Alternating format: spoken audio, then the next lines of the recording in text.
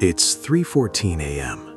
The world is silent, but inside your head, there's a stadium-sized crowd screaming about a mistake you made in the 3rd grade. You're staring at the ceiling, your phone's blue light still burning your retinas, and you're wondering, why can't I just turn it off? Why is my brain stuck in this endless loop of what-ifs and should-haves? Most people will tell you that you're just an overthinker. They'll tell you it's just your personality, or that you're too sensitive, or that you care too much. But I'm here to tell you that they are dead wrong. You aren't an overthinker. You're just untrained. You aren't broken. You're just trying to run a $1 trillion supercomputer, your brain, using a buggy, outdated operating system from the Stone Age. This isn't a character flaw, it's a software glitch. And by the end of this video, we aren't just going to patch the bug, we're going to install a completely new OS. If you've ever felt paralyzed by your own thoughts, or felt like your mind is a prison rather than a tool, pay very close attention. We're about to dive into the neuroscience of why your brain sabotages you, and more importantly, the exact steps to take back the wheel. Stick around, because once you see the matrix of your own mind, you can never go back to being a victim of your thoughts again. Think about the last time you felt truly overwhelmed. Maybe it was a work project, a text message you sent that went unreplied for 3 hours, or a comment someone made about your outfit. Suddenly, your brain starts spinning. It's like an algorithm that has gone rogue. You know how when you watch one video about a specific topic on TikTok, your entire For You page becomes nothing but that? Your brain works exactly the same way. If you interact with a trash thought, your internal algorithm serves you more trash. We've spent years teaching our brains to be experts at worrying, but we've spent 0 minutes teaching them how to be still. We've been told that thinking more is how we solve problems. In school, they taught you what to think, but they never ever taught you how to manage the thing that does the thinking. Let's talk about the default mode network, or the DMN. This is a specific circuit in your brain that kicks in whenever you aren't focused on a specific task. It's essentially your brain's screensaver mode. For most of us, this screensaver is a horror movie. Evolutionarily, this made sense. If you were a caveman sitting around doing nothing, your brain needed to simulate threats to keep you alive.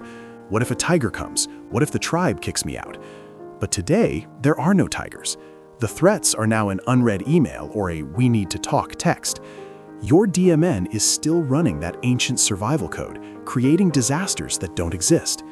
Scientists have found that overthinkers have an overactive DMN. You aren't deep, your brain is just stuck in a survival loop. But here's the secret.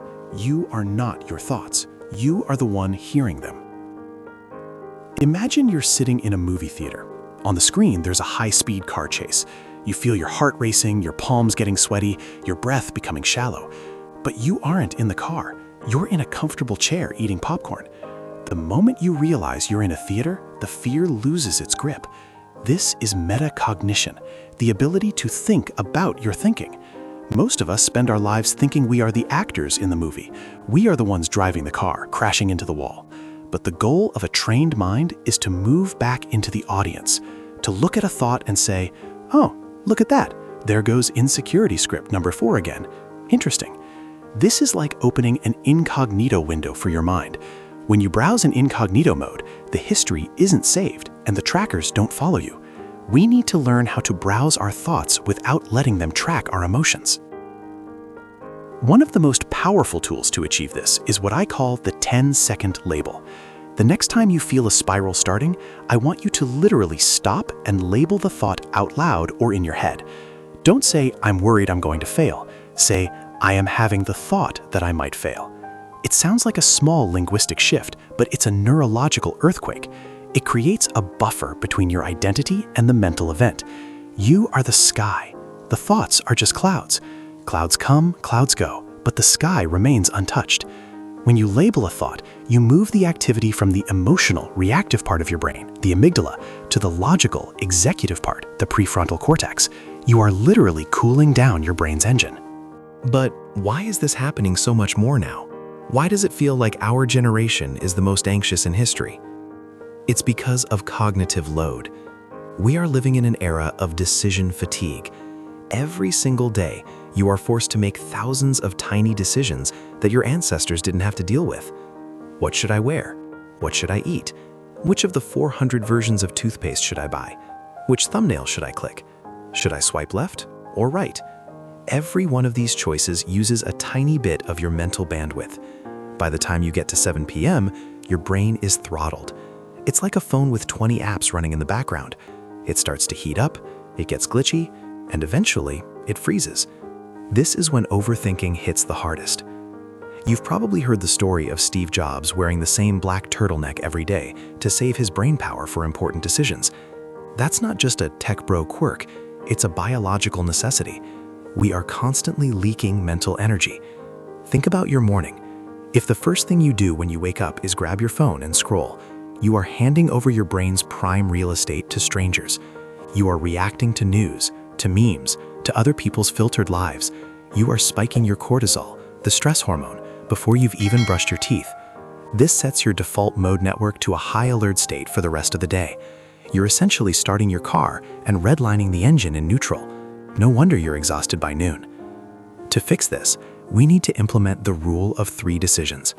Every night before you sleep, you must make 3, and only 3, decisions for the next day. 1. What am I wearing? 2. What is the very first thing I am eating? 3. What is the one task that if I finish it will make the day a success? By deciding these things while you're calm, you save your morning brain from the loading wheel of death. You give yourself a focus mode that lasts until lunch. You'll find that when you reduce the decision fatigue in the small things, you have the strength to dismiss the overthinking in the big things. Now, let's talk about the billion-dollar lie. We've been taught that if we can just solve our feelings with our logic, we'll be happy. We treat our emotions like math problems. If I feel sad and I do X, Y, and Z, then I will feel happy. But the brain doesn't work that way.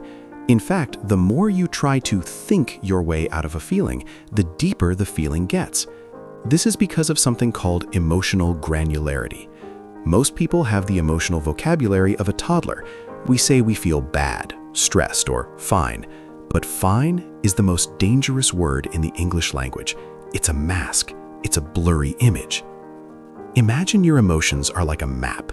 If the map is blurry, you're going to get lost. But if you have a high-resolution map, you can find your way out. Neuroscience shows that people who can specifically name their emotions, I feel indignant rather than mad, or I feel apprehensive rather than anxious, actually have a much calmer amygdala. By naming it with precision, you are taming it. It's like the difference between being afraid of the dark and realizing there is just a coat hanging on the door.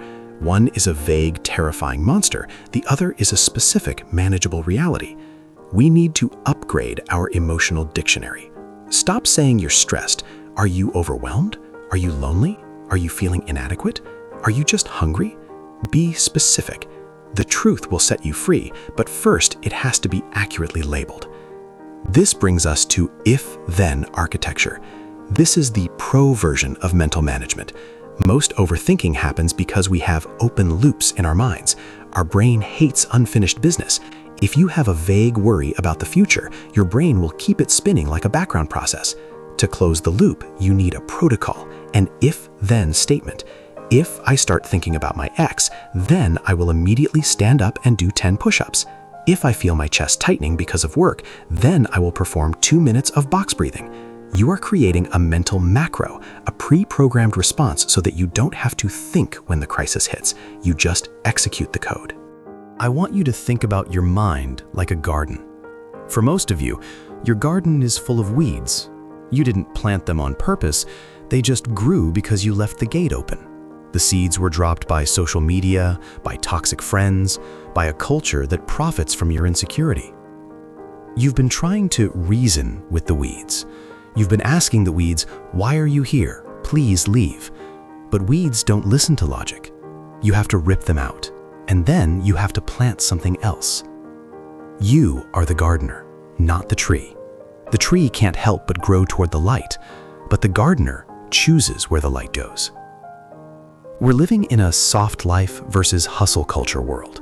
We're told we need to be millionaires by 25, but we're also told we need to be perfectly mindful and balanced. This contradiction is a breeding ground for overthinking. We are paralyzed by the gap between where we are and where we think we should be. But should is a parasite. Should is the sound of you living someone else's life. The moment you drop the shoulds, the overthinking starts to starve. It has no fuel. If you've made it this far, it's because you know there's a better way to live. You know that your brain is capable of incredible things, but it's currently being hijacked by its own ancient survival mechanisms. You've been trying to fight the ocean by punching the waves. It doesn't work. You have to learn how to surf. Surfing isn't about stopping the waves, it's about balance. It's about recognizing the power of the water, but knowing that you have the board. So here is your software update for today. I want you to look at your life not as a series of problems to be solved, but as a system to be optimized. Stop identifying as an overthinker. That's a label that keeps you stuck. Start identifying as a mindset architect, someone who is building a better internal world brick by brick. Every time you catch yourself in a loop and you use the labeling technique, you've earned an XP point. Every time you choose to put your phone down and look at the sky instead of the screen, you've leveled up. Every time you define a vague fear into a specific emotion, you've unlocked a new area of the map. This isn't about being perfect. Perfection is just overthinking in a tuxedo. This is about being intentional. It's about realizing that your attention is the most valuable currency on the planet. Companies spend billions of dollars every year trying to steal it. Why would you give it away for free to your own insecurities? Your mind is your home. You have to live there forever. Why wouldn't you make it the most beautiful, peaceful place it can be? As we wrap this up, I want to give you a challenge. I don't want you to just think about this video. That would be ironic, wouldn't it? I want you to take action. Right now, in the comments, I want you to identify one bug in your software, one specific thought pattern or habit that has been draining your battery. Write it down.